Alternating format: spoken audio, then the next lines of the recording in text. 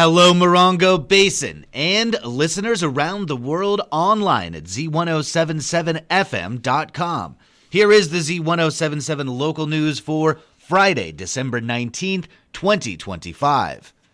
A man from Oceanside was arrested for investigation into lewd acts with a minor, child endangerment, false imprisonment, and providing controlled substances to minors in Joshua Tree. On September 14th, San Bernardino County Sheriff's deputies were called out to the 61,000 block of 29 Palms Highway in Joshua Tree for a report of lewd acts committed against minors. Deputies say that the investigation determined that on September 13th, 3 15-year-old female juveniles were solicited by the suspect. Deputies identified the suspect as Ryan Granger, a 43-year-old resident of Oceanside. They say he provided illegal drugs and alcohol to the juveniles. While the victims were impaired and unable to care for themselves, Granger allegedly committed lewd acts against them. The Sheriff's Department says that they used advanced investigative techniques and public records to identify and locate Granger as the suspect. They obtained an arrest warrant for Granger and located and arrested him at his home on December 10th with assistance from the Oceanside Police Department. Ryan Granger was arrested and booked on lewd and lascivious acts with a minor, child endangerment, false imprisonment, and furnishing a controlled substance to a minor. He is being held at the West Valley Detention Center on $500,000 bail. The investigation remains ongoing. Detectives believe that there could be more victims. Anyone with information related to this incident is urged to contact the Morongo Basin Sheriff Station at 760-366-4175. 2 people were arrested after allegedly breaking into a Yucca Valley woman's home and attacking her. On Monday evening, San Bernardino County Sheriff's deputies responded to a report of an attack in the 7,000 block of Mohawk Trail in Yucca Valley. Deputies say 2 suspects broke into the home and attacked the female resident. Deputies identified these suspects as Kiera Hamlin, 22, and Izelle Lewis, 26. Deputies say that Hamlin and Lewis are sister and brother, and that Lewis was in a dating relationship with the victim. Deputies say that Hamlin kicked the victim in the head numerous times, and Lewis threw a shelf, hitting the victim's head. When deputies arrived, they found Lewis and took him into custody. The victim was taken to a local hospital for treatment for her injuries. Several hours later, deputies located Hamlin at her home in the 9,000 block of Ole Street in Morongo Valley, where she was taken into custody. Izelle Lewis was arrested on suspicion of domestic violence, burglary, and for violating terms of probation, and is being held at the West Valley Detention Center without bail. Kiera Hamlin was arrested on suspicion of battery with serious bodily injury and burglary, and is being held at the West Valley Detention Center on $250,000 bail. San Bernardino County provided some clarity on the $6.3 million set aside for a Joshua Tree sewer exploration at this week's meeting of the County Board of Supervisors. Here with the update is online news editor Robert Hayden. That $6.3 million in funding was part of a larger $31 million allocation on the consent agenda at December 16th's meeting. Other than some line items on the agenda, however, there weren't many more details available on the infrastructure project. San Bernardino County Public Information Officer David Wirt contacted Z107.7 and provided a breakdown of what that funding is for.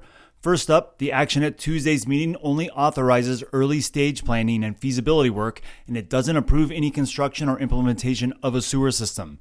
That work will evaluate whether a sewer system is feasible for Joshua Tree and if the community wants to pursue such a project. The funding provides a district formation that will provide public engagement meetings and a vote by property owners. It will also support a local agency formation commission, or LAFCO, coordination with the Joshua Basin Water District, site identification research, preliminary planning, design concepts, as well as an environmental review and assessment. And while $6.3 million may sound like a lot of money, that amount alone would not cover the construction of a sewer system. According to the High Desert Water District, Phase 2 and 3 of the Yucca Valley sewer system is estimated to cost around $180 million.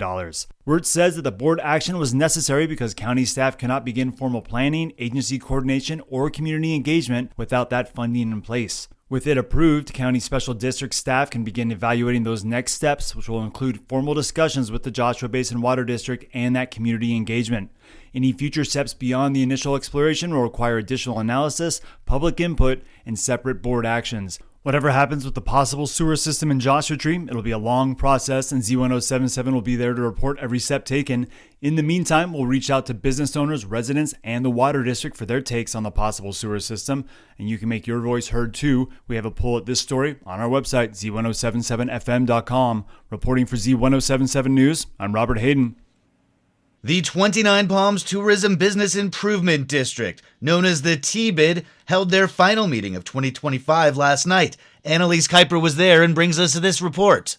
The Tourism Business Improvement District reviewed the billboards available on Interstate 10, when they would be available, for how long, and the cost. It was decided to book the Cabazon east-facing billboard from February 23rd to March 30th, 2026, and again for the months of May, June, and July 2026. It was also decided to spend half the budget on a billboard nearer the metro LA area. The TBID Advisory Board discussed modifying venue eligibility to include the Joshua Tree Lake RV and Campground on Sunfair Road.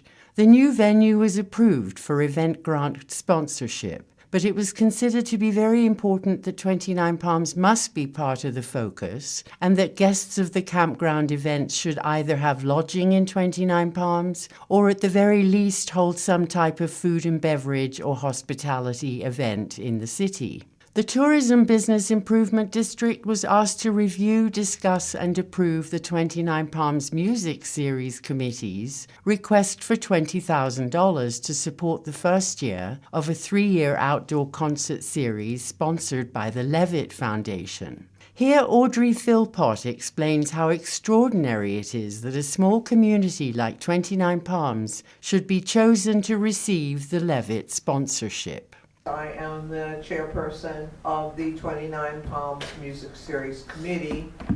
The music series is 10 concerts per year in the spring and the fall, and the Levitt Foundation is providing most of the funding for this, and we have already been accepted, and the possibility of building this event beyond the initial 3-year grant to become a signature event. That is an incredible amount of community support that has been demonstrated. That is, to everybody's reckoning, almost unbelievable that we achieved those kinds of numbers. Reporting for Z107.7 News, I'm Annalise Kuiper. Thank you, Annalise. The TBID board approved matching the $20,000 grant to support the first year of that outdoor concert series.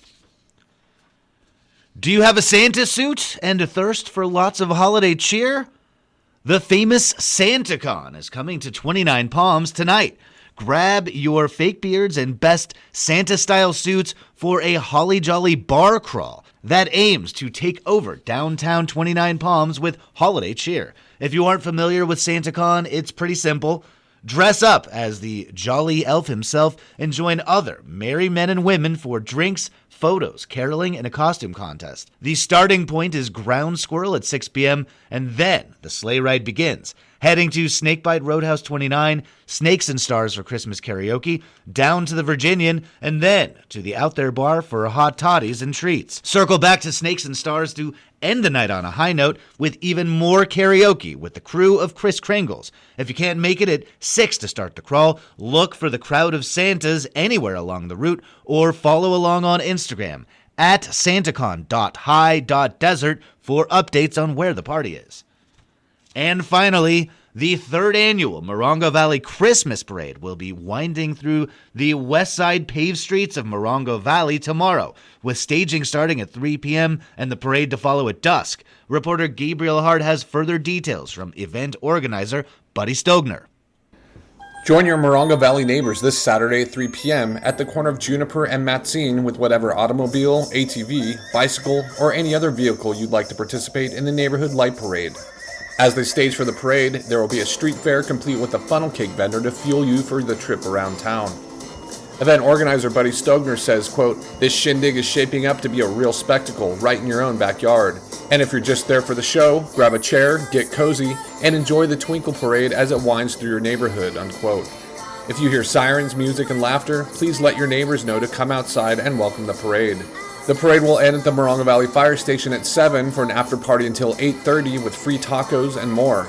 If you'd like to participate in the parade, Buddy says to call him to reserve a spot at 760-501-4826. For a full map of the parade's path, please visit the story at Z107.7 FM.com.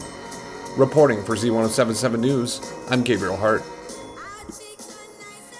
That's our local news. Hear local news 7 times a day, 7 days a week at 7, 8, 9, noon, 4, 5, and 6. If you hear about news happening, let us know. Email us at tips@Z1077FM.com. Reporting for the Morongo Basin News Leader, the award-winning Z107.7 Local News, I'm News Director Jeff Harmatz.